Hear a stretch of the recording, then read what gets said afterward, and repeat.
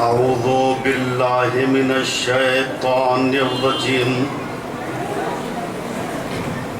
لا حول ولا قوة إلا بالله العلي العظيم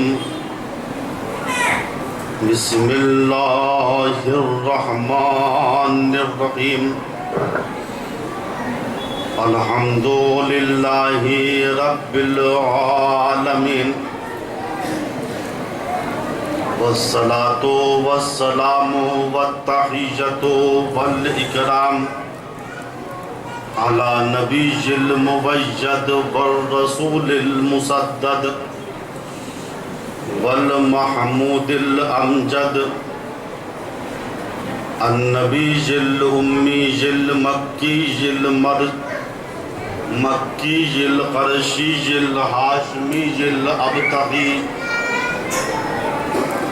مولانا ومولا الثقلين جد الحسن والحسين أبي القاسم محمد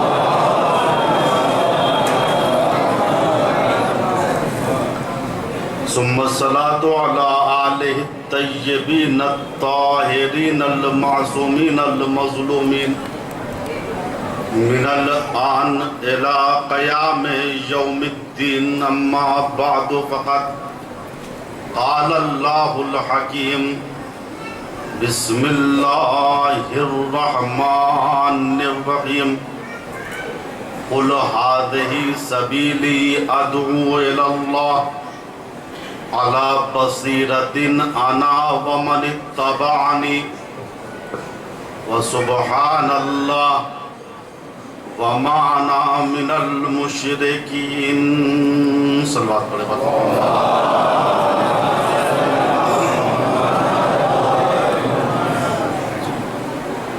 قرآن کریم سورہ یوسف آیت 108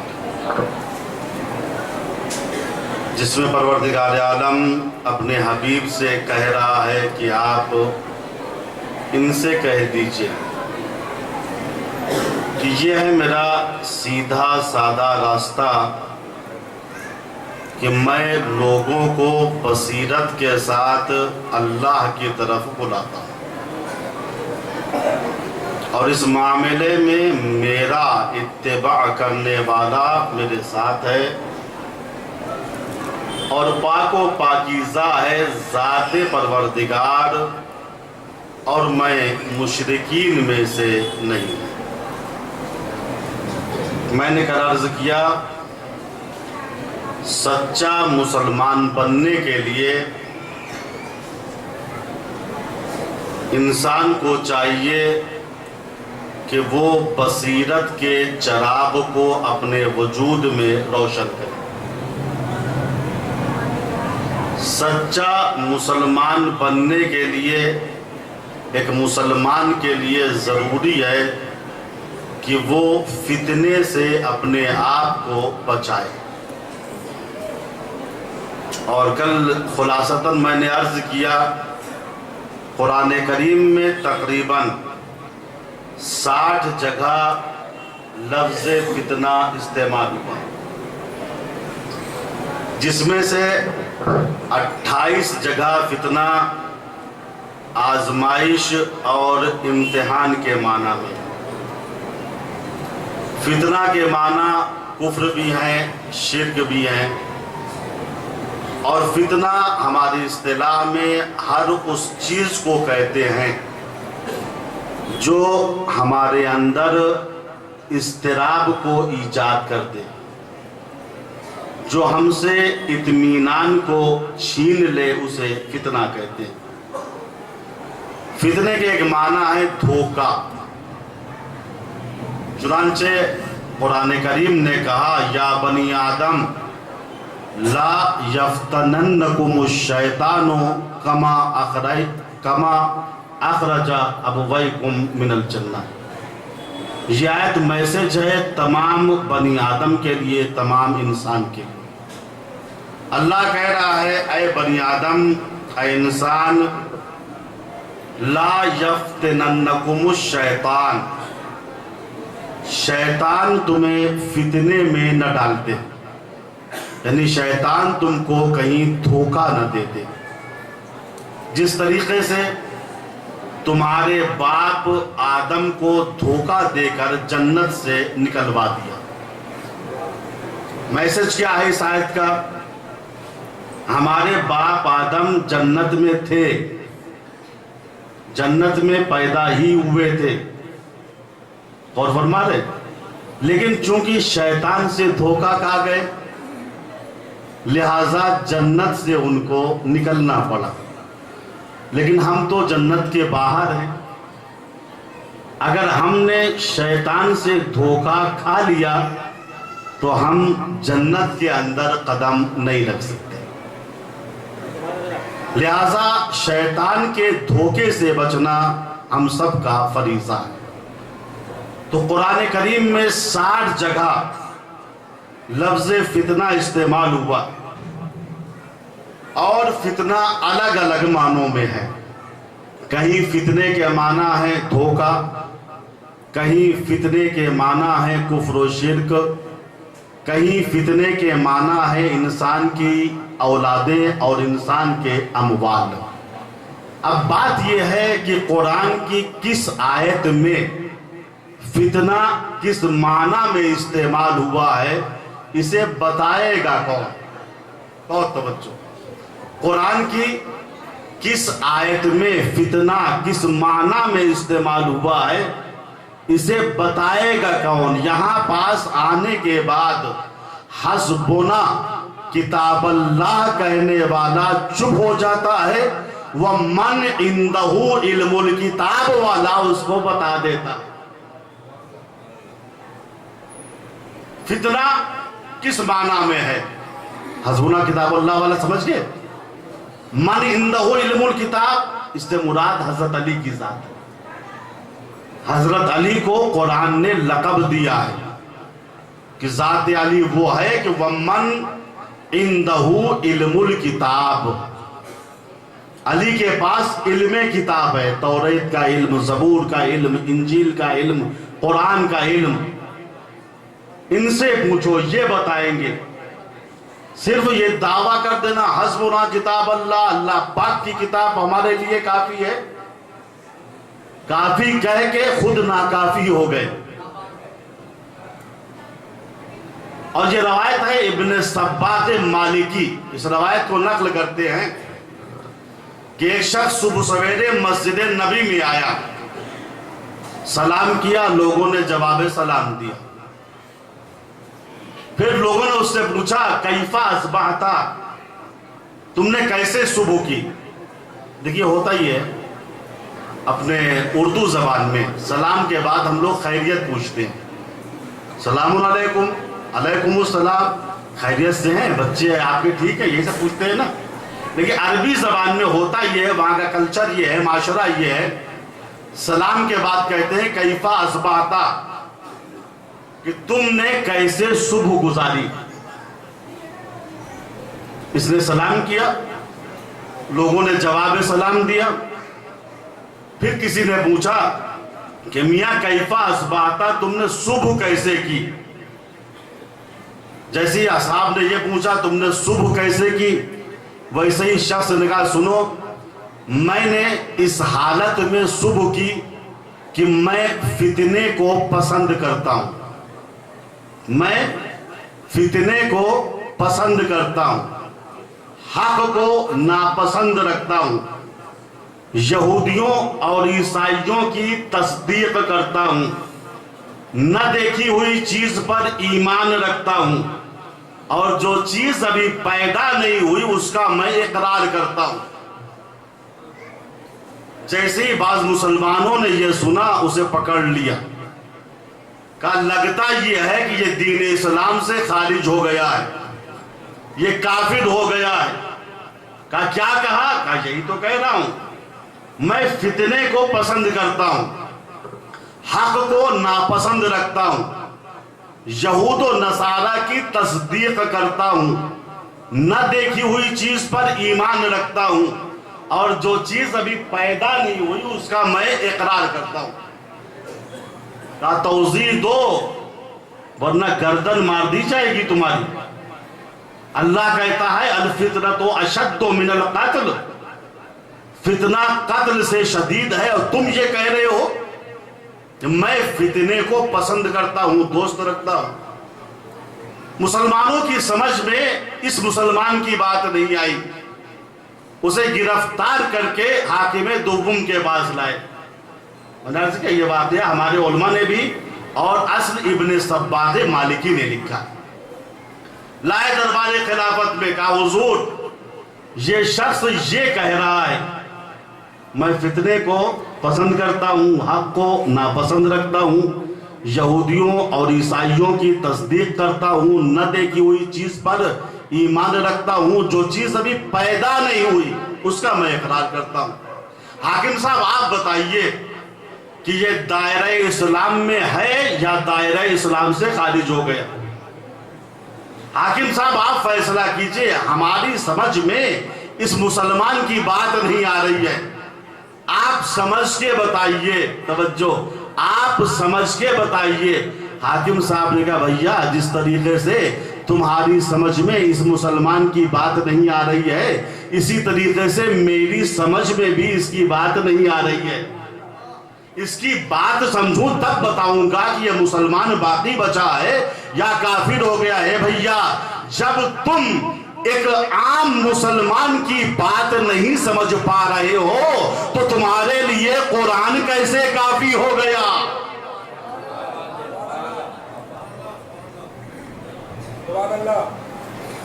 حاکم صاحب نے کہا بھیا بات تو میری سمجھ میں نہیں آ رہی ہے، یہ مسلمان کہہ کیا رہا ہے، گتھی بہت الجھی ہوئی ہے۔ مسلمانوں نے کہا حاکم صاحب پھر کیا کیا جائے؟ کہا سنو علی کو بلاؤ، علی ہے مشکل کشا، جو چیز کوئی نہیں سمجھ پاتا ہے اس کو علی سمجھ جاتے ہیں، بلاؤ علی کو۔ مولا کو بلایا گیا، لوگوں نے کہا یا علی یہ شخص یہ کہہ رہا ہے میں فتنے کو پسند کرتا ہوں، حق کو ناپسند رکھتا ہوں، یہود و نصارہ کی تصدیق کرتا ہوں، نہ دیکھی ہوئی چیز پر ایمان رکھتا ہوں، اور جو چیز ابھی پیدا نہیں ہوئی اس کا میں اقرار کرتا ہوں۔ یعنی یہ بتائیے یہ مسلمان ہے یا کافر ہو گیا؟ یہ دین اسلام کے دائرے میں ہے یا دین اسلام سے خارج ہو گیا؟ آپ بتائیے یہ صحیح کہہ رہا ہے یا غلط کہہ رہا ہے، حق کہہ رہا ہے یا باطل کہہ رہا ہے؟ مولا نے کہا یہ مسلمان جو کچھ کہہ رہا ہے صحیح کہہ رہا ہے، یہ مسلمان جو کچھ کہہ رہا ہے صحیح کہہ رہا ہے۔ کہا یا علی آپ بھی تصدیق کر رہے؟ کہا ہاں۔ کہا یا علی توضیح دیجئے یہ مسلمان کہہ کیا رہا ہے؟ مولا نے کہا سنو یہ مسلمان جو یہ کہہ رہا ہے کہ میں فتنے کو پسند کرتا ہوں، قرآن نے انسان کی اولاد اور اس کے اموال کو فتنہ کہا ہے۔ وَعْلَمُوا أَنَّمَا أَمْوَالُكُمْ وَأَوْلَادُكُمْ فِتْنَةٌ۔ اور کون مسلمان ایسا ہے جو اپنے مال اور اپنی اولاد سے محبت نہیں کرتا؟ کہاں یا علی یہ تو مشکل آپ نے آسان کر دی۔ اچھا یہ بتائیے یہ شخص یہ کہہ رہا ہے کہ میں حق کو ناپسند رکھتا ہوں، اس سے اس کی مراد کیا ہے؟ کہا دیکھو اس کی مراد حق سے موت ہے، حق سے مراد کیا ہے؟ موت ہے۔ قرآن نے موت کے بارے میں یہ کہا ہے وَجَاءَتْ سَكْرَةُ الْمَوْتِ بِالْحَقِّ، موت کی گھڑیاں انسان کے سامنے حقیقتوں کو رکھ دیتی ہیں، انسان اپنے فراڈ کو حقیقت کے لباس میں دیکھتا ہے، پشیمان ہو جاتا ہے، لہذا ہر انسان موت سے کراہت رکھتا ہے۔ تو اس کی مراد حق سے موت ہے۔ جو یہ کہہ رہا ہے میں حق کو ناپسند رکھتا ہوں یعنی موت کو یہ پسند نہیں کرتا۔ کہاں یعنی یہ بھی حل ہو گیا؟ یہ بتائیے یہ مسلمان یہ کہہ رہا تھا کہ میں یہودیوں اور عیسائیوں کی تصدیق کرتا ہوں، اس سے مراد کیا ہے؟ مگر ہو سکتا ہے کہ ایک مسلمان یہود و نصارہ کی تصدیق کرے؟ مشکل کشا نے کہا ہاں ہو سکتا ہے. اس مسلمان کی مراد قرآن کریم کی یہ آیت کریمہ ہے جس میں اللہ نے یہ کہا وَقَالَتِ الْيَهُودُ لَيْسَتِ النَّصَارَى عَلَىٰ شَيْءٍ وَقَالَتِ النَّصَارَى لَيْسَتِ الْيَهُودُ عَلَىٰ شَيْءٍ. یہودی یہ کہتے ہیں کہ عیسائیوں کا مذہب باطل ہے، عیسائی پلٹ کے یہ کہتے ہیں کہ یہودیوں کا مذہب باطل ہے، اور اسلام نے اس قول کی تصدیق کر دی کہ دونوں کا مذہب باطل ہے.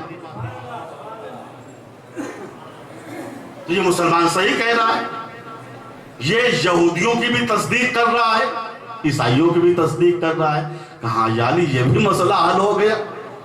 یہ بتائیے، یہ مسلمان یہ کہہ رہا تھا کہ میں نہ دیکھی ہوئی چیز پر ایمان رکھتا ہوں، اس سے مراد کیا ہے؟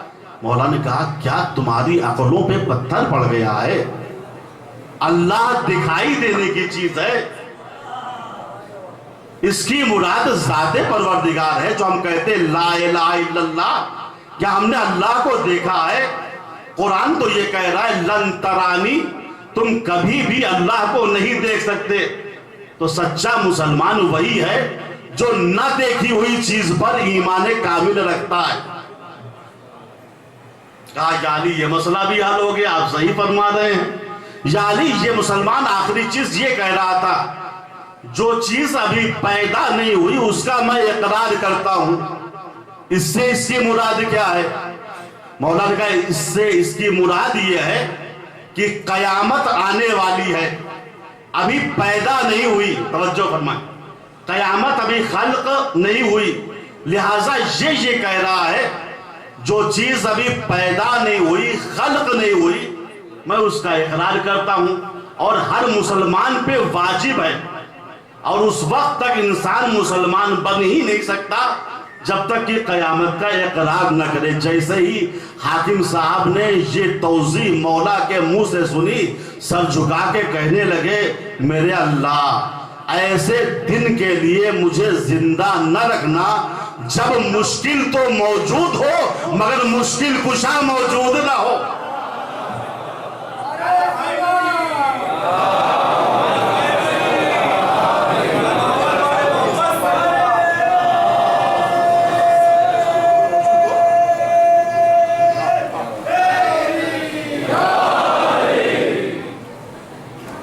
عزیزو یہ ہے،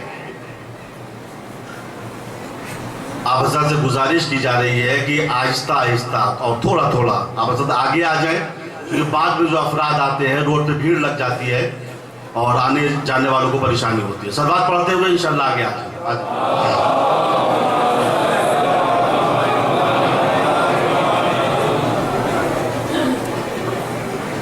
تو عزیزو ضروری ہے بصیرت کا چراغ ہمارے وجود میں روشن رہے.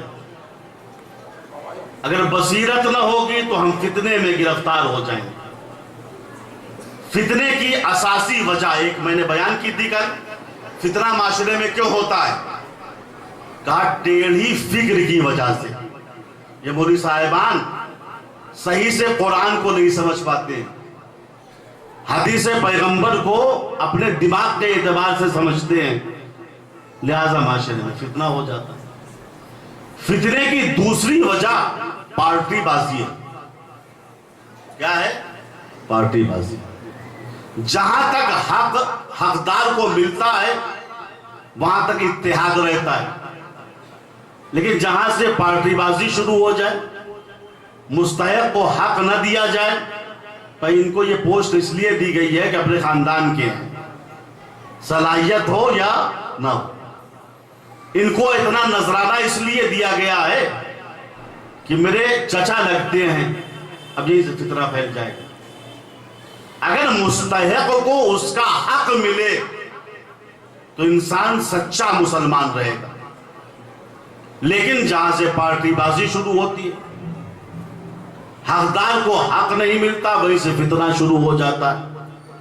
بھائی رسول نے یہ کہا خاندان بازی چھوڑو، پارٹی بازی چھوڑو، محلے بازی چھوڑو، قرآن کا حکم ہے، رسول کا حکم ہے، انشاءاللہ حدیث بھی بیان کروں گا. پہلے قرآن کی آیت پڑھنا چاہ رہا ہوں. سورہ حجرات میں اعلان ہو رہا ہے انما المؤمنون اخوہ. دیکھو تمام مومنین آپس میں بھائی بھائی. ختم ہو گئی بات. تمام مومنین آپس میں، چاہے وہ انڈین ہو، چاہے پاکستانی ہو، چاہے ایرانی ہو، چاہے عراقی ہو، امریکن ہو، کہیں کا ہو، اگر لا الہ الا اللہ محمد الرسول اللہ کہتا ہے تو قرآن نے کہا سب آپس میں بھائی بھائی. بات ختم ہو گئی. رسول نے اعلان کیا لا فخر للعربی علی الغیر العربی. دیکھو کوئی فخر نہیں ہے، کوئی فضیلت نہیں ہے عربی کو غیر عربی پر. کہ عربستان کا آدمی آگے کہے انڈین کے ساتھ میں عربستان کا ہوں، میں بڑا ہوں، نہیں. لا فخر، کوئی فخر نہیں ہے، کوئی فضیلت نہیں ہے عربی کو غیر عربی پر. ولا للقرشی علی الغیر القرشی، اور نہ قرشی کو غیر قرشی پر. کلہم اولاد الآدم، سب کے سب حضرت آدم کی اولاد. کئی بار اللہ کے پیغمبر نے اپنی مسجد کے منبر سے اس بات کا اعلان کیا تھا. اے عرب والو اس بات کو کان رکھ کے سنو. لا فخر للعربی علی الغیر العربی. عربوں میں تعصب بہت ہوتا ہے. یہ افریقہ کا رہنے والا ہے، حبشی ہے، کالا ہے، یہ میرا مقابلہ کرے گا. یہ انڈین ہے، انڈین تو اتنے اونچے نہیں ہوتے. یہ روم کا رہنے والا ہے، اس سے بھی تعصب ہوتا تھا. تو اسلام اسی لیے آیا تھا تاکہ تعصب کو ہٹا کے اتحاد پیدا کرے.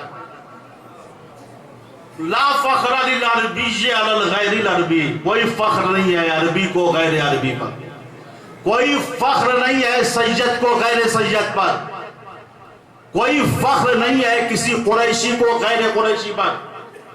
کوئی فخر نہیں ہے گورے کو کالے پر، شہری کو دیہاتی پر. کلہم اولاد الآدم. بھائی ہم نے کہہ دیا، آپ نے سن لیا. لیکن رسول جو عربوں کے سامنے اعلان کر رہے تھے، وہاں ایک ایک عربی کے پاس 10 حبشی غلام ہوتے تھے جن کا رنگ کالا ہوتا تھا. وہ لوگ چودھری تھے اس زمانے میں. ہوتا یہ تھا کہ ایک عربی، ایک گورا انسان جب چیخ کے غلام کو بلاتا تھا تو اس کی آواز پر 10 کالے غلام دوڑ جاتے تھے. کہیں ہم کو نہ بلایا ہو، کہیں ہم کو نہ بلایا ہو. اور نہ نہیں دوڑتے تھے تو یہ عربی صاحب ان کو کوڑے مارتے تھے. تو یہ مزاج تھا عربوں کا. ہم چودھری ہیں، ہم سب کچھ ہیں. تو ایک گورے کی آواز پہ 10 کالے بھاگ کے جاتے تھے.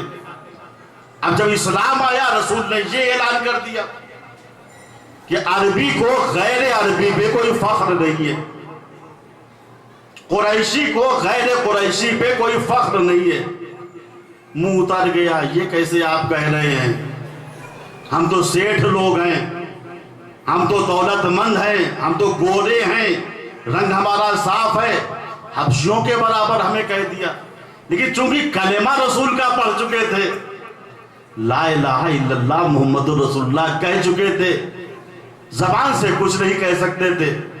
اچانک انہوں نے دیکھا کہ رسول اسلام نے معاشرے میں عدالت قائم کرنے کے لیے، مساوات قائم کرنے کے لیے بلال حبشی کو مؤذن بنا دیا. بلال حبش کے رہنے والے تھے، رنگ کالا تھا. پہلے یہ بھی غلام تھے کسی عربی کے، بعد میں آزاد ہو گئے تھے. رسول نے اسی مساوات کو قائم کرنے کے لیے بلال کو اپنا مؤذن بنا دیا، اذان دینے والا. اب کیا ہوتا تھا؟ پہلے یہ ہوتا تھا ایک گورا بلاتا تھا، 10 کالے بھاگتے تھے. بلال حبشی جب مؤذن ہوئے، کالے تھے، محراب پہ کھڑے ہو کے کہتے تھے حی علی خیر العمل، تو سینکڑوں گورے دوڑ کے جاتے تھے. معاملہ الٹ گیا، چہرے اترے ہوئے ہیں. یہ کیا ہوا میاں؟ ہماری چودراہٹ خاک میں مل گئی، مساوات قائم ہو گئی. قرآن نے بھی اعلان کر دیا اِنَّا اَكْرَمَكُمْ عِنْدَ اللَّهِ أَتْقَاكُمْ، اللہ کے نزدیک دولت سے کوئی بڑا نہیں بنتا، اپنے تقوی کے ذریعے بڑا بنتا ہے۔ اگر امیر کے پاس تقوی ہے تو وہ بڑا ہے، غریب کے پاس تقوی ہے تو وہ بڑا ہے۔ اب بڑا بڑا مچلتے تھے، آپس میں کہتے تھے معاملہ خراب ہو گیا ہے۔ ایک کالا آدمی بلاتا ہے حی علی خیر العمل، کہتا ہے حی علی خیر العمل یعنی خیر عمل، اچھے عمل کی طرف آؤ، تو ہم کو بھاگ کے جانا پڑتا ہے۔ کہا کوئی نقص نکالو، کوئی ہمارے یہاں ہوتا ہے نہیں، جب مولانا کو مسجد سے نکالنا ہوتا ہے تو پہلے ہی سے عیب ڈھونڈنے لگتے ہیں۔ مولانا کی قرائت صحیح نہیں ہے، مولانا قیام متصل پر رکوع نہیں کرتے، مولانا سجدوں کے درمیان کی تکبیر جو ہے جلدی کہہ دیتے ہیں۔ ہٹانے کا بہترین طریقہ ہوتا، بیٹھے آپس میں مشورہ کیا بلال کو ہٹایا کیسے جائے۔ اچھا بلال بیچارے عرب کے رہنے والے نہیں تھے، ان کا شین قاف درست نہیں تھا، انہوں نے ایک نقص پکڑ لیا۔ کہا سنو میاں، بلال جب اذان دیتے ہیں تو اشہد اللہ الہ الا اللہ کی جگہ اشہد اللہ الہ الا اللہ کہتے ہیں، شین کی جگہ سین کہتے ہیں، شین کہیں نہیں پاتے، اور ان کی قرائت تو ایک دم غلط ہے۔ یہ بہترین بہانہ ہے، چلتے ہیں رسول سے کہتے ہیں بلال کا شین و قاف صحیح نہیں ہے، قرائت صحیح نہیں ہے، ان کو معزول کر دیجئے، ہم میں سے کسی کو مؤذن بنا دیجئے، ہماری آوازیں بڑی سریلی ہیں، ہماری قرائت بڑی اچھی ہے، آئے یقین تھا حضور بات کو مان لیں گے۔ حضور نے کہا کیا بات ہے؟ کہا حضور ہم نے مان لیا عربی اور غیر عربی میں کوئی فرق نہیں ہے، گورے اور کالے میں کوئی فرق نہیں ہے، شہری اور دیہاتی میں کوئی فرق نہیں، ہم نے مان لیا۔ یہ بات یہ ہے حضور اگر بلال کو معزول کر دیجئے تو بہتر ہے۔ کہا کیوں؟ کہا ان کا شین و قاف صحیح نہیں ہے، یہ اشہد اللہ الہ الا اللہ کو اشہد اللہ الہ الا اللہ کہتے ہیں۔ بھائی اعتراض معقول تھا نا، ہمارے یہاں بھی اگر کسی کا شین و قاف صحیح نہ ہو تو ہم کہہ دیتے ہیں بھیا اتنے دن سے شہر میں رہ رہے ہو اب بھی دیہاتی بولی بول رہے ہو۔ بھائی شین و قاف کا صحیح ہونا دنیا تمدن کی علامت ہے۔ اعتراض ایک دم معقول تھا، رسول کے پاس ہے یا رسول اللہ بلال کا شین صحیح نہیں ہے، یہ شین کی جگہ سین کہتے ہیں، لہذا معزول کر دیجئے۔ حضور نے کہا تم صحیح کہہ رہے ہو، بلال شین نہیں کہہ پاتے، مگر کیا کروں؟ اللہ نے کہا ہے بلال کو مؤذن بنائے رکھو، چونکہ اللہ کا حکم یہ ہے کہ سین البلال شین عند اللہ، بلال کا سین کہنا اللہ کے نزدیک شین ہے۔ تم منہ سے نکلی ہوئی آوازوں کو سنتے ہو، وہ دل سے نکلی ہوئی آوازوں کو۔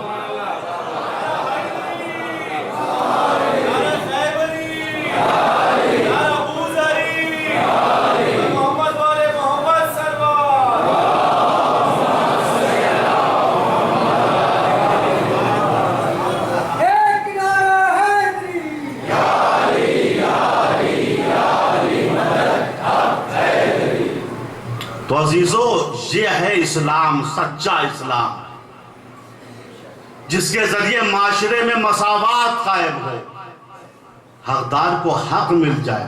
رسول کی بس جب لگتی تھی، دیکھیے اسی عربستان میں ایک علاقہ ہے نجد کا، نجد کے چودھری کل بھی مشہور تھے، آج بھی مشہور ہے، یہ سیٹھ لوگ ہوا کرتے تھے۔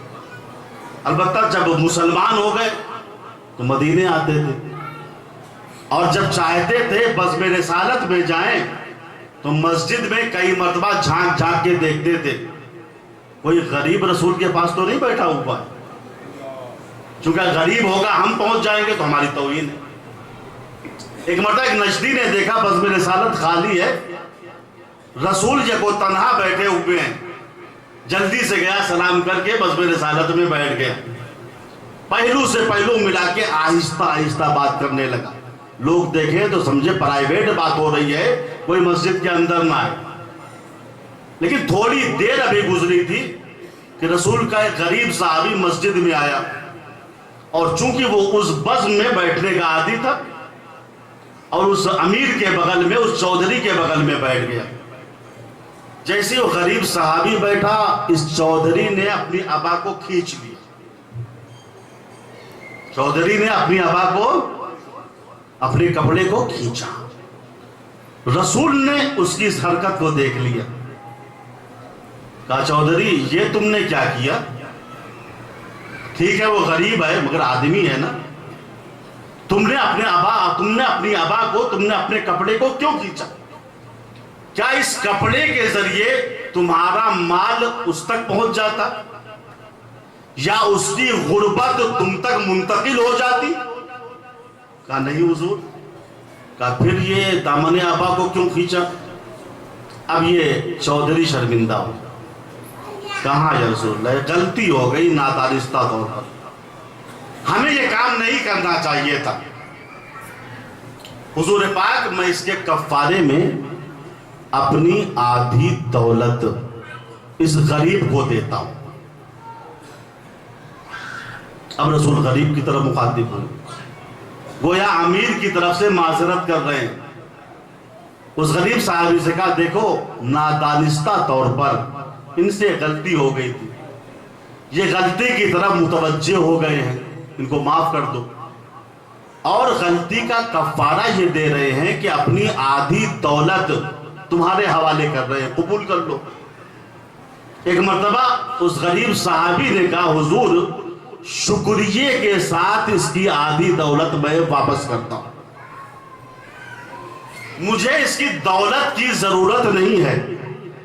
حضور نے کہا میں نے زبردستی تھوڑے کیا، یہ تو اپنی مرضی سے اپنی غلطی کا کفارہ یہ دے رہا ہے، اپنی آدھی دولت تم کو دے رہا ہے، قبول کر لو. اس نے کہا نہیں حضور شکریہ کے ساتھ واپس، شکریہ کے ساتھ واپس. حضور نے کہا قبول کیوں نہیں کرتے؟ کہا حضور ڈرتا ہوں کہیں اس جیسی ذہنیت میری بھی نہ ہو جائے. حضور ڈرتا ہوں کہیں اس جیسی ذہنیت میری بھی نہ ہو جائے، اسی لیے میں کہتا ہوں خدا دولت دے تو ظرف ضرور دے، چونکہ دولت کم ظرفوں کے لیے مصیبت ہے اور اعلیٰ ظرفوں کے لیے نعمت ہے.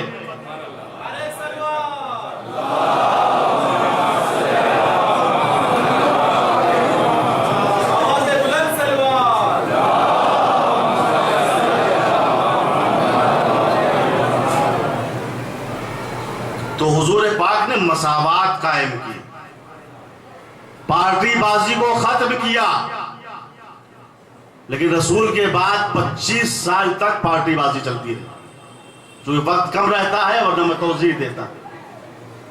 جو حاکم آیا اس نے اپنے اعتبار سے پیسہ بانٹا، کسی کو 1000 دیا، کسی کو 100 دیا، کسی کو 1 درہم دیا، کسی کو کچھ نہیں دیا.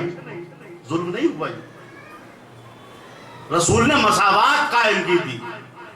25 سال کے بعد جب حضرت علی کا زمانہ آیا تو علی نے وہ سچا اسلام نافذ کیا جو رسول کا تھا، جس میں عدالت تھی، جس میں مساوات تھی. اب یہ ہے تاریخ.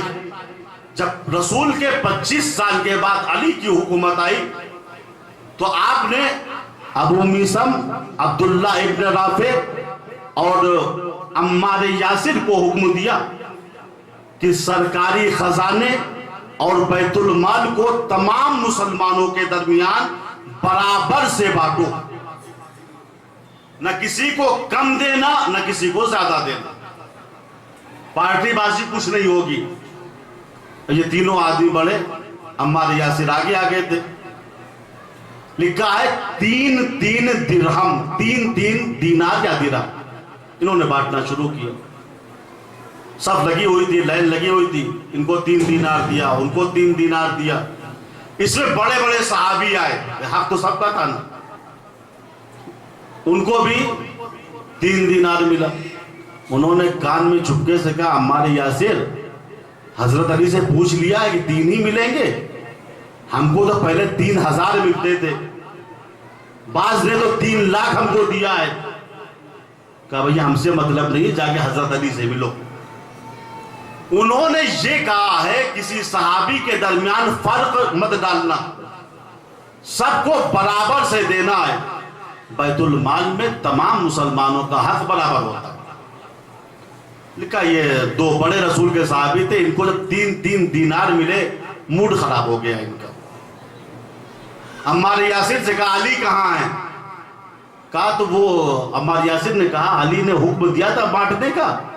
اس کے بعد ایک مزدور کو لے کے اپنی باغ میں چلے گئے، وہی کام کر رہے ہیں، جا کے ان سے ملاقات کر لو، باتیں کر لو، اگر علی کہہ دیں گے تو ہم پیسہ دے دیں گے، پیسہ ہماری ملکیت تھوڑی نہ ہے۔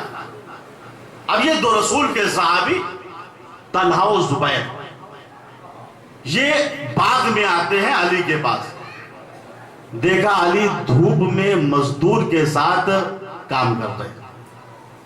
کہا یا علی تھوڑا سا سائے میں آ سکتے ہیں؟ کہا بات کیا ہے؟ کہا لیجیے ہم ہی چلے آتے ہیں۔ دونوں پہنچ گئے علی کے پاس۔ کہا یا علی یہ 1 2 3 یہ 3 دینار ہیں۔ کہا تو؟ کہا بات یہ ہے تمام مسلمانوں کو 3 دینار ملے، ہم کو بھی 3 دینار ملے۔ درا حالانکہ یا علی آپ تو جانتے ہیں نا کہ ہم رسول کے رشتہ دار ہیں، توجہ، ہمارا شجرہ نسب 2-3 وقفے کے بعد رسول سے مل جاتا ہے۔ یا علی ہم تو رسول کے رشتہ دار ہیں نا، ہم کو زیادہ ملنا چاہیے تھا۔ یا علی میدان جہاد میں ہمارا ریکارڈ اچھا ہے، ہم صف اول میں لڑا کرتے تھے، صف اول میں جہاد کیا کرتے تھے رسول کے ساتھ۔ یا علی ہم کو بھی 3 دینار۔ علی نے کہا یہ بتاؤ کہ رسول سے تمہاری زیادہ رشتہ داری ہے یا میری؟ یا علی آپ کی تو بات ہی الگ ہے، آپ تو داماد پیغمبر ہیں، آپ تو سگے چچا کے لڑکے ہیں ان کے، آپ کا تو مقابلہ ہی کوئی نہیں کر سکتا۔ مولا نے کہا سنو، میدان جنگ میں صف اول میں ہم آگے ہوتے تھے یا تم آگے ہوتے تھے؟ کہا یا علی تمہارا تو مقابلہ ہی نہیں ہے، ہم تو موقع و محل دیکھ کے کبھی کبھار ادھر ادھر ہو جاتے، لیکن یا علی آپ تو ہمیشہ آگے ہی بڑھتے رہتے تھے، آپ کے جہاد کا کیا مقابلہ؟ جب علی نے اعتراف لے لیا تو کہا سنو، یہی 3 دینار میرا بھی حق ہے، اور یہ مزدور جو صبح سے میرے ساتھ کام کر رہا ہے اس کا بھی حق 3 ہی دینار ہے۔ عزیزو یاد رکھنا، ایسی با عدالت حکومت ہو تو حکومت اسلامی کہلائے۔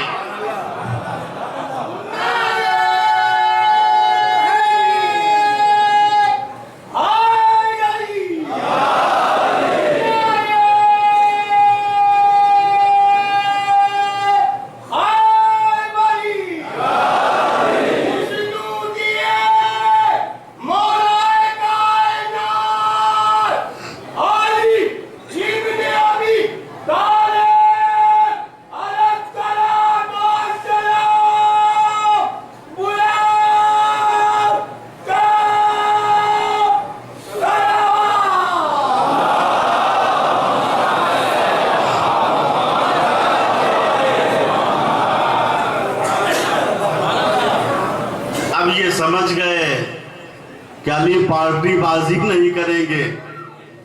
کہا یا علی پھر اجازت دیجئے، ہم مکے جا رہے ہیں عمرہ کرنے کے لیے۔ مولا نے کہا میں جانتا ہوں تم کیوں جا رہے ہو، جاؤ جو کرنا ہے کرو، لیکن میں سچا اسلام نافذ کر کے رہوں گا۔ اب دیکھیے یہ نکلے، مکے میں لشکر جمع کیا، جنگ جمل کا فتنہ پیش ہے جس میں 10,000 مسلمانوں کی جان گئی ہے۔ ابھی جمل کا فتنہ دبا نہیں تھا کہ صفین کا فتنہ ابھر آیا۔ 1 سال تک یہ جنگ ہوئی ہے۔ صفین کا فتنہ ابھی دبا نہیں تھا کہ نہروان کا فتنہ آ گیا. ہوا کیا تھا؟ یہ نہروان کا فتنہ صفین ہی سے اٹھا تھا. حضرت علی کے لشکر ہی والے جنہوں نے حاکم شام کے ساتھ حاکم شام کے مقابلے میں جہاد کیا تھا، لیکن جب حکمیت کی بات آئی، قرآن نیزے پہ بلند ہوا، تو انہوں نے علی کے ساتھ غداری کر دی. کہا علی تم نے گناہ کیا ہے، توبہ کرو. علی نے کہا یہ تو نہیں ہو سکتا، میں معصوم ہوں، میں نے تو صرف سکوت اختیار کیا تھا، حکم تو تم نے بنایا تھا. نتیجہ کیا ہوا دیکھیے. یہ جنگ نہروان اسلام کی سب سے بڑی اور سب سے خطرناک جنگ ہے. بڑے بڑے کمانڈر جنہوں نے جنگ صفین میں حضرت علی کے ساتھ مل کے حاکم شام کے خلاف جہاد کیا تھا، ان کے ایمان بھی متزلزل ہو گئے تھے. جندب جیسے شخص جو صفحہ اول کے کمانڈر تھے، کیوں؟ چونکہ خوارج کی عبادت تاریخ میں مشہور ہے. یہ پوری رات عبادت کرتے تھے، دن بھر روزہ رکھتے تھے. ان کی عبادتیں مشہور ہیں اور ان کی عبادت کو دیکھ کے لوگ دھوکہ کھا رہے تھے. اور خلاصہ یہ ہے، چونکہ یہ حضرت علی کے لشکر ہی والے تھے، لہذا اس جنگ میں معاملہ یہ تھا کہ باپ ادھر ہے، بیٹا ادھر ہے، بڑا بھائی ادھر ہے، چھوٹا بھائی ادھر ہے، چچا ادھر ہے، بھتیجا. بہت سخت جنگ تھی. ادھر والے کہہ رہے تھے یعنی صرف توبے کا مسئلہ ہے، ایک بتا استغفر اللہ کہہ دیجیے. کہا نہیں، اللہ نے ہم کو معصوم بنایا. ہم جب گناہ کر ہی نہیں سکتے، ہم نے گناہ کیا ہی نہیں، تو توبہ کس بات کی؟ لیکن خوارج نے شرارت یہ کی، وہ کوفے سے 40-50 کلومیٹر کے فاصلے پہ رکے ہوئے تھے. جب بھی کسی علی والے کو دیکھتے تھے گردن مار دیا کرتے. یہ تھا ٹھیک ہے، تمہارا مذہب الگ ہو گیا، تمہارا دین الگ ہو گیا، تم اپنی جگہ پہ، ہم اپنی جگہ پہ. لکم دینکم ولی دین، قرآن نے بھی یہی کہا ہے. اے بھائی تمہارے لیے تمہارا دین، ہمارے لیے ہمارا دین. لیکن جہاں سے فتنہ شروع ہو جائے، قتل شروع ہو جائے، تو پھر اسلام میں جہاد واجب ہو جاتا ہے تاکہ فتنے کو ختم کیا جائے. مولا نے کمانڈروں کو جمع کیا، کہا بات ٹھیک نہیں ہے. کوفے کی امنیت ختم ہو گئی، تو جال کا آنا جانا ختم ہو گیا، معاشرے میں وحشت پھیلی ہوئی ہے. تمہاری غیرتوں کو کیا ہو گیا؟ چلو خوارج کے فتنے کو زمین گیر کر دو. بڑی مشکل سے تھوڑا سا لشکر نکلا، لیکن یہ سب مذبذب تھے، شک و شبہات پہ مبتلا تھے. پتہ نہیں جنگ کرنا صحیح ہے یا صحیح نہیں ہے. مولا کائنات ابھی کوفے سے نکل رہے تھے، ایک گاؤں سے گزر آپ کے لشکر کا ہوا. اچانک ایک نجومی آپ کے سامنے آ کے کھڑا ہو گیا. لشکر پیچھے، علی آگے، اور علی کے سامنے نجومی ایسے آ کے کھڑا ہو گیا. کہا یا علی، آپ کا اس وقت جانا مناسب نہیں ہے. میں علم نجوم کا عالم ہوں. رات میں نے علم نجوم کے ذریعے پتہ یہ لگایا ہے کہ اس جنگ میں خوارج جیت جائیں گے اور علی نام کا رہنما ہار جائے گا. یا علی مت جائیے. اور جو حضرت علی کے لشکر والے شک میں مبتلا تھے، ان کا شک اور پکا ہو گئے.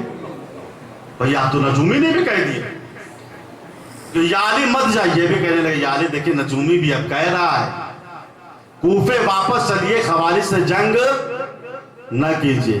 مولا نے ایک مرتبہ نجومی کو کہا اور قریب آ. نجومی قریب آیا.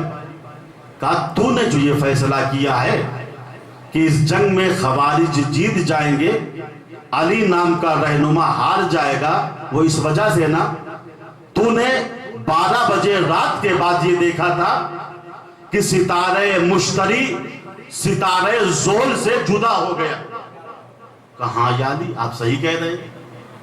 ہم نے جب رات کی تاریکی میں آدھی رات کے بعد دیکھا تو یہ دیکھا सितारे मुश्तरी सितारे जोल से फासले पे चला गया। तो इसके माना यही है, अली नाम का आदमी आज के दिन शिकस्त खा जाएगा, खवारिज जीत जाएंगे। अली ने कहा सुन, रात में ऐसा ही हुआ था, आधी रात के बाद ऐसा ही हुआ था, सितारे मुश्तरी और जोल में फासला हो गया था, लेकिन सुबह होते होते मैंने ये देखा था सितारे मिर्दीख सैयारे कमर से मुत्तसिल हो गया था। अब नजूमी घबरा गया, कहा या अली इसके क्या माना हुए?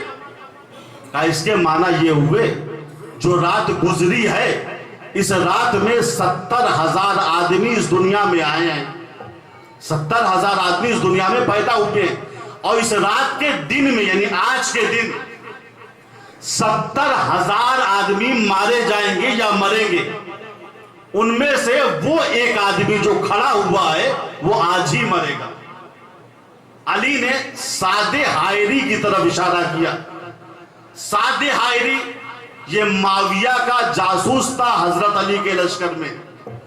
जब उसने देखा अली मेरी तरफ इशारा कर रहे हैं, वो डर गया, लगता है मेरा राज खुल गया।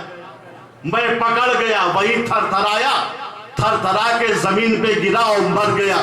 जब नजूमी ने मौला के कौल की तस्दीक अपनी नजरों के सामने देखी, अली के कदमों से लिपट के कहने लगा, या अली आप इल्मे नुजूम को मुझसे बेहतर जानते।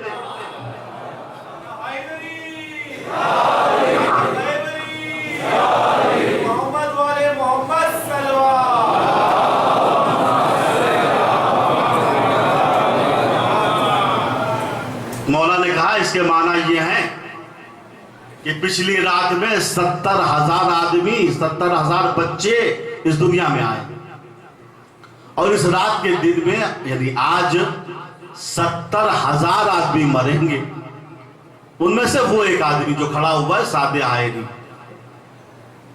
सादे हायरी ने देखा अली इशारा कर रहे हैं, बस चोर का दिल ही कितना बड़ा होता है। उसने समझा मैं आज पकड़ गया, जासूसी मेरी पकड़ गई, थरथराया, हाथ फेल हो गया, वही ढेर हो गया। नजूमी ने जब अली की ये करामत देखी, इल्मे गैब देखा, कदमों से लिपट के कहा या अली मान गए, मान गए। या अली आप इल्मे नुजूम को मुझसे बेहतर जानते हैं। अजीजो, खलीफा रसूल होता ही वही है जिसका इल्म उम्मत से ज्यादा हो। याद रखना, तख्तो ताज पाकर जिस्मों पे हुकूमत करना दुनियावी बादशाहों का काम है, और इल्मे रसूल लेकर रूहों पे हुकूमत करना इलाही नुमाइंदे का काम है।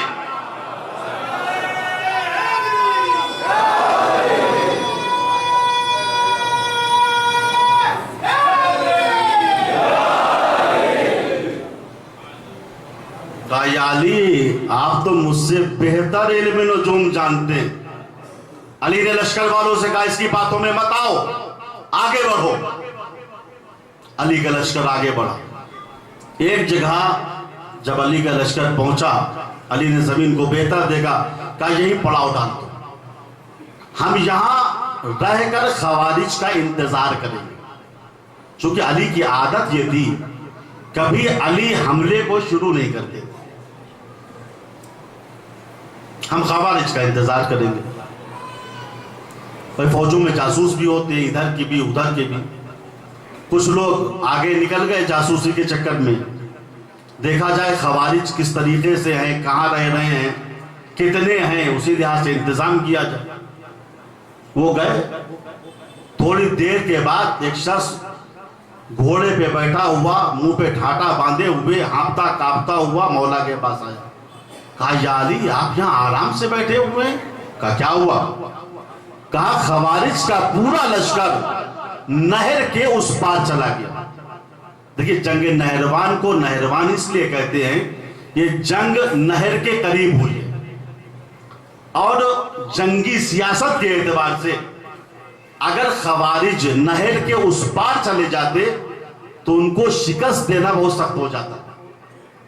क्योंकि 10,000 का लश्कर खवारिज का था, वो धीरे धीरे आते रहते और धीरे धीरे जंग सालों चलती रहती।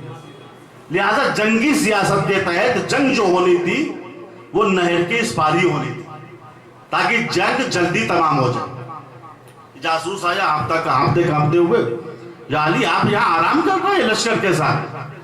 خوارج کا پورا لشکر نہر کے اس پار چلا گیا. جب وہ شخص یہ خبر دے رہا تھا, مولا نے کہا کیا تو نے اپنی آنکھ سے دیکھا ہے؟ کہا یا علی آپ کو ہماری زبان پہ یقین نہیں. یا علی ہم تو آپ ہی کے آدمی ہیں, میں نے اپنی آنکھوں سے دیکھا ہے. خوارج کا پورا لشکر نہر کے اس پار سے اس پار چلا گیا. مولا نے کہا تو جھوٹ بول رہا ہے, خوارج نہر کے اس پار جا ہی نہیں سکتے. کہا ٹھیک ہے علی اعتماد نہ کرو میری بات. تو چلا گیا.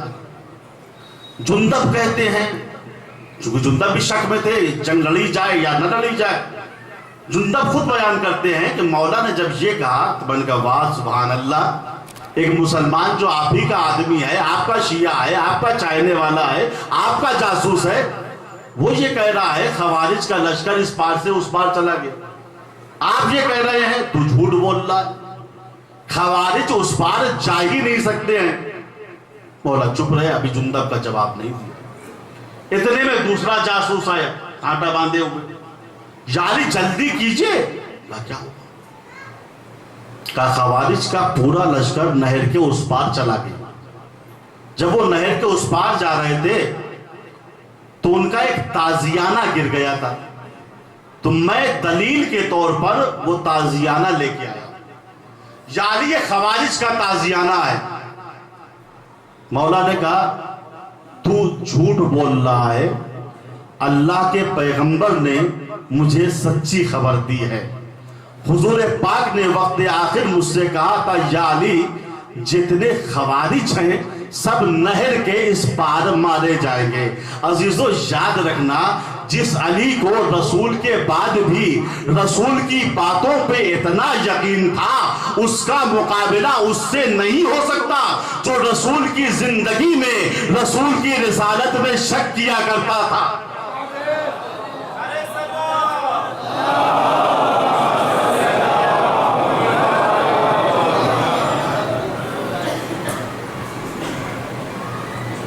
مولا نے کہا تو جھوٹ بول رہا ہے, اللہ کے پیغمبر نے مجھے سچی خبر دی تھی کہ جتنے خوارج ہیں سب نہر کے اس پار مارے جائیں گے. پھر مولا نے کہا جندب گھوڑے پہ سوار ہو جاؤ. جندب سوار ہوئے, لشکر والے سوار ہوئے. جندب بیان کرتے ہیں جب مولا ہم کو لے کے نہروان کے قریب پہنچے تو خدا کی قسم میں دنگ رہ گیا کہ خوارج کا پورا لشکر نہر کے اسی پار تھا. جب میں نے مولا کی علم غیب کی پیشن گوئی دیکھی تو مجھے مولا کی امامت پہ اور یقین ہو گیا. مولا نے ایک مرتبہ تلوار کا دستہ جندب کے سینے پہ مارا.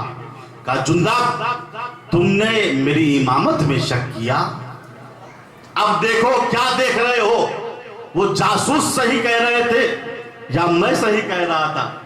جندب رونے لگے, مولا مجھے معاف کر دیجئے, مولا مجھ سے غلطی ہو گئی, مولا اتنا بتا دیجئے یہ علم آپ کے پاس کیسے آیا, یہ علم آپ کے پاس کیسے آیا کہ سارے خوارج نہر کے اس پار مارے جائیں گے. علی نے کہا جندب ھذا ما علمنی رسول اللہ, یہ وہ علم ہے جس کی تعلیم مجھے وقت آخر اللہ کے پیغمبر نے دی تھی. عزیزو علی کا یہ کہنا وہ مسلمان جو رسول کو امی کہتے ہیں ان کے منہ پہ ایک تماچا ہے. اے مسلمانوں, جو رسول اپنے بعد میں آنے والی خبروں کو دے گیا ہو وہ عالم الغیب تھا, امی نہیں تھا.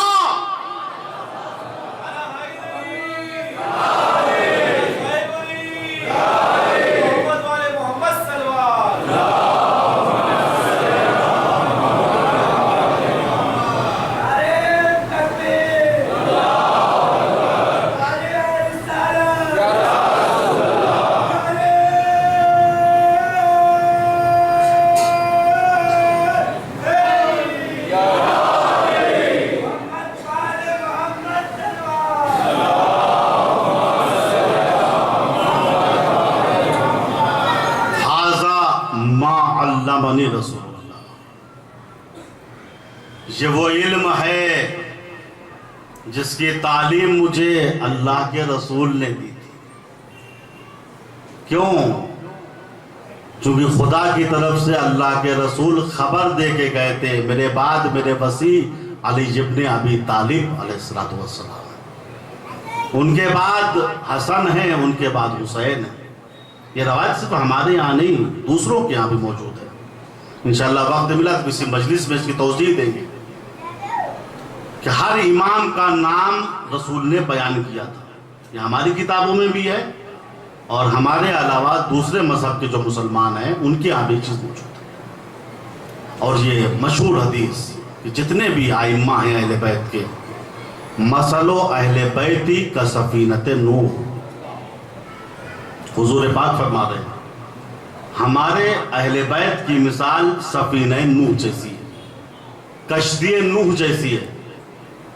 جو کشتی پہ سوار ہوگا اہل بیت والا ہوگا وہ نجات پائے. وَمَن تَخَلَّفَ عَنْهَا غَرَقَ وَهَوَى، اور جو منہ موڑے گا تخلف کرے گا وہ فتنوں میں ڈوب جائے گا اور ہلاک ہو جائے گا. اہل بیت کے بیچ بھی ایک خصوصی کشتی ہے جو حسین کی کشتی ہے. ان الحسین مصباح الہدی و سفینۃ النجات، حسین چراغ ہدایت ہے، حسین کشتی نجات ہے.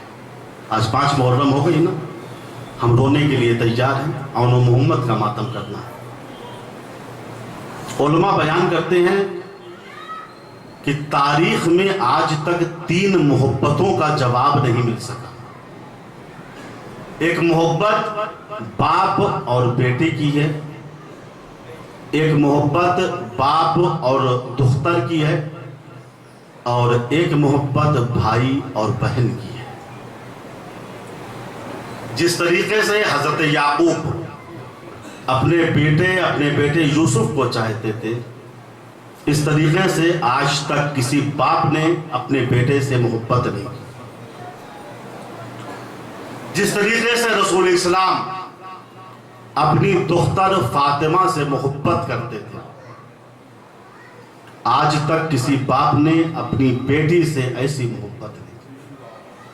اور جس طریقے سے زینب حسین کو چاہتی تھی، حسین زینب کو چاہتے تھے، بھائی اور بہن کی ایسی محبت پوری تاریخ میں نہیں دیکھی گئی.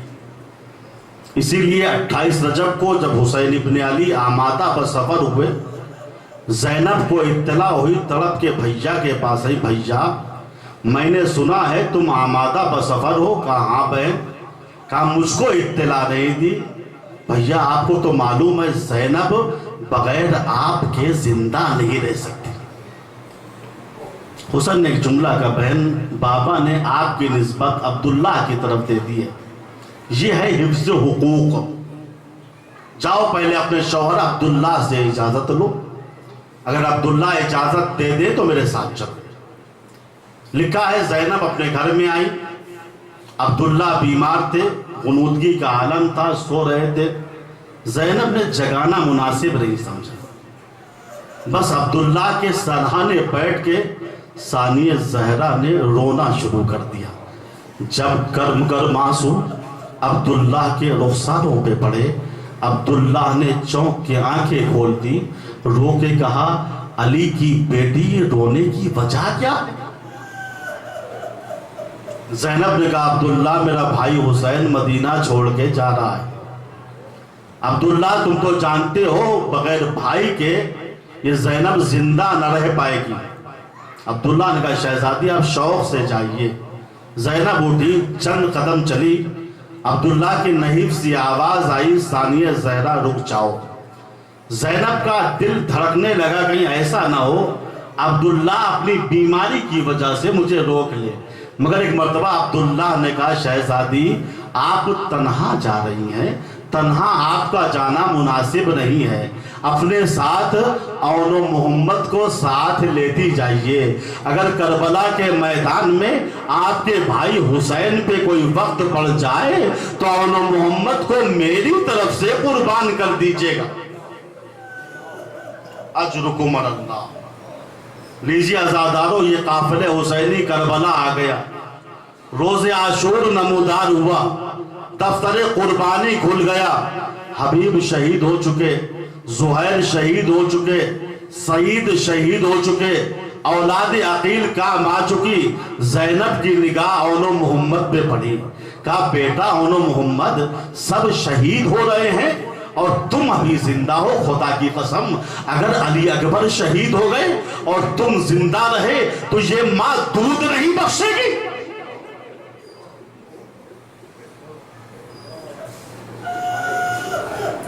औनो मोहम्मद ने रो के कहा मादर गिरामी हम क्या करें।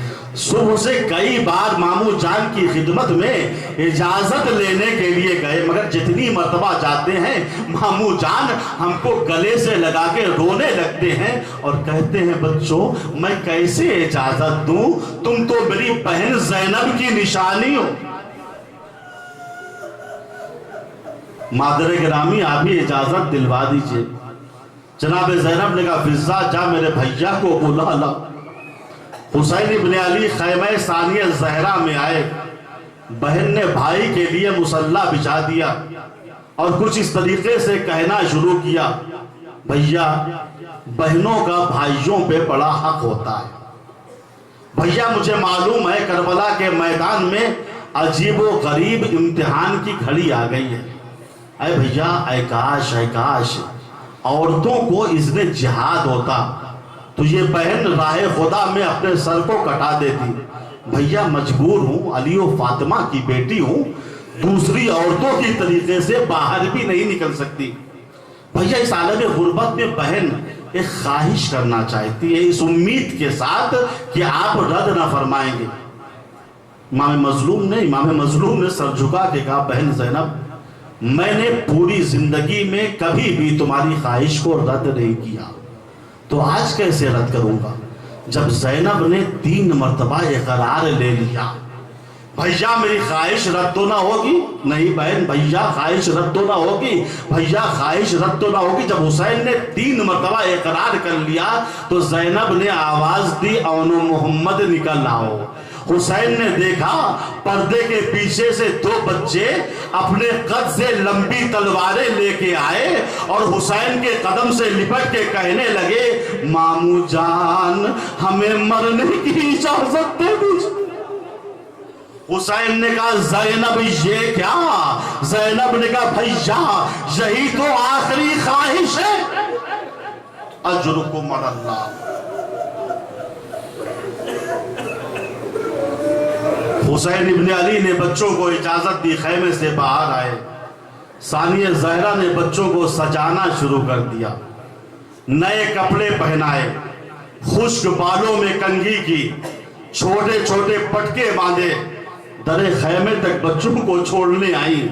जब बच्चे जाने लगे, चंद कदम अभी खैमे से चले थे, ज़ैनब ने कहा शहजादो रुक जाओ। औनो मोहम्मद रुके। मादर गिरामी क्या बात है। कहा बच्चों तुमको तो मालूम है ना, तुम अली के नवासे हो, तुम जाफर तैयार के पोते हो। अगर पूरा लश्कर मिलके हमला कर दे तो दोबारा खैमे वापस मत आना।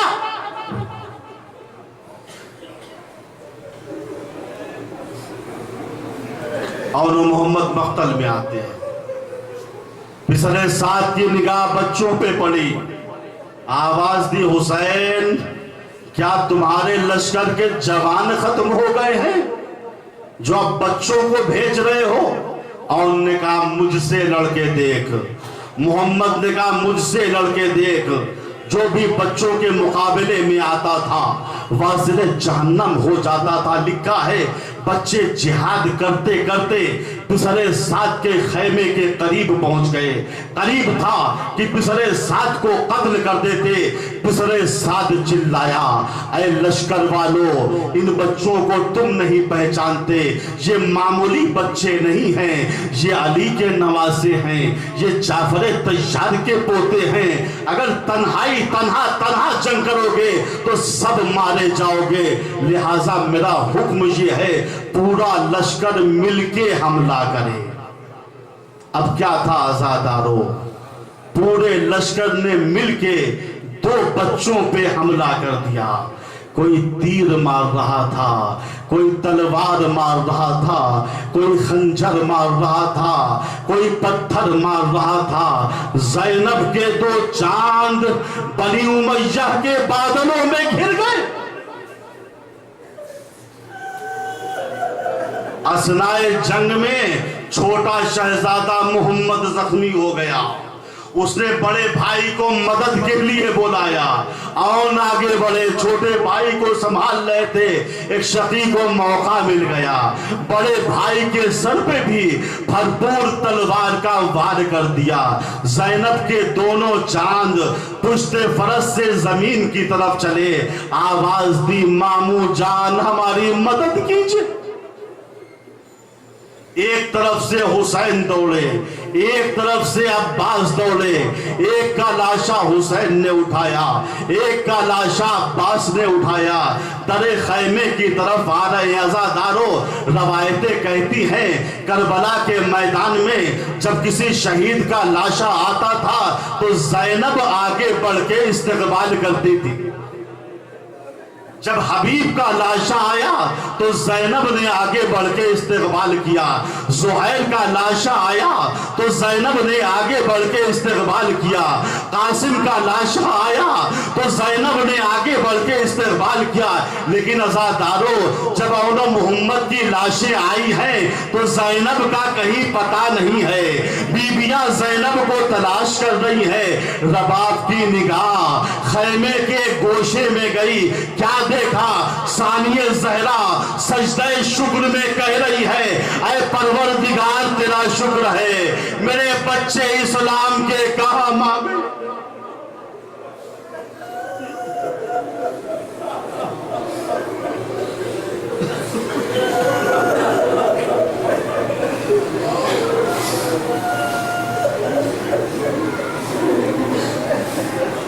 لعنت اللہ علی القوم الظالمین وسيعلم الذین ظلموا أي منقلب ينقلبون۔ خدایا اس مختصر سی عبادت کو قبول فرما لے۔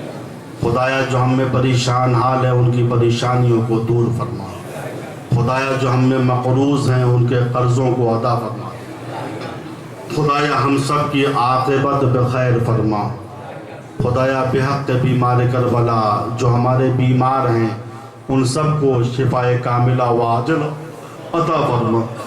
خدایا دنیا ظلم و جور سے بھر چکی ہے، ہمارے امام زمانہ کے ذریعے سے ہماری مدد فرما اور ہم سب کو ان کے اعوان و انصار میں قرار دے۔ وآخر دعوانا ان الحمد للہ رب العالمین۔